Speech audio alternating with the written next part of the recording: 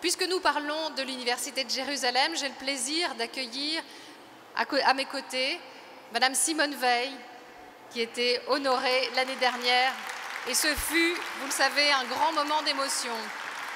Madame Simone Veil, qui dans un geste très spontané nous a fait part de son désir de venir parler à ce micro de l'Université hébraïque de Jérusalem.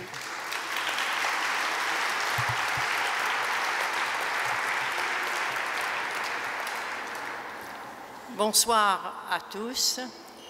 Je dois dire que je suis très impressionnée d'avoir à prendre la parole dans cette atmosphère tellement amicale, tellement chaleureuse, et où tant de ceux qui sont là seraient mieux placés pour parler de l'Université de Jérusalem.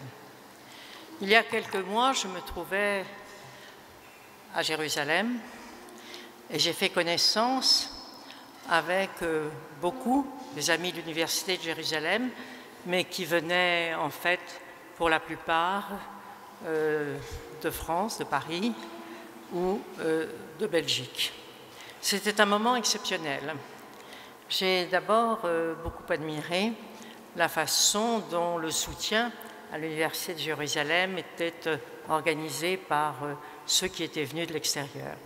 Mais surtout qu'il y avait une telle cohésion, une telle envie, un tel engagement pour travailler ensemble dans les mêmes, je dirais à la fois dans le même esprit qui est celui de rester toujours solidaire d'Israël, de travailler avec les grands savants d'Israël et surtout dans un esprit qui est un esprit très particulier.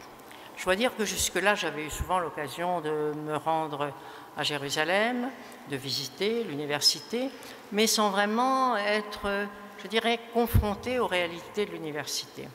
Et je me suis rendu compte que c'était une association, enfin je ne sais pas comment appeler, université très particulière, puisque hors de Jérusalem, il y avait, c'est-à-dire que dans nos pays, je dis aussi bien la France que la Belgique, mais d'autres aussi, la volonté de poursuivre une action, de s'intéresser, de à la fois faire connaître Israël, tout ce qui était fait, de savoir aussi que ce qui était fait était non seulement de soutenir un certain nombre de projets, d'avancer dans la science, mais aussi d'apporter à Israël ce que les Juifs et d'autres peuvent apporter à une université aussi importante que cela.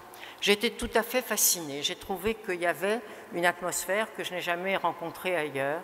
Et ce voyage, ce dernier voyage que j'ai fait, je suis retournée une fois depuis en Israël, mais une seule fois, était quelque chose de tout à fait exceptionnel. J'ai ressenti ça comme un privilège.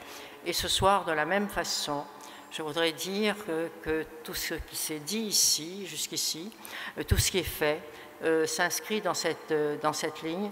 Et je crois qu'à tous, ça nous donne non pas seulement l'obligation, mais le plaisir d'avoir à supporter et à porter, à aider cette université qui est, je crois, unique au monde. Unique au monde parce que, au-delà de tout ce qui peut séparer les hommes et les femmes dans la vie courante, les populations, n'a qu'une idée, c'est au contraire de servir la paix, de servir la science, de servir simplement les droits de l'homme aussi. Et je suis contente de parler des droits de l'homme ce soir où l'on honore Robert Badinter, car je crois que s'il y a quelqu'un auquel on peut parler justement de droits de l'homme et qui traduit, qui représente la défense des droits de l'homme, c'est bien lui. Merci.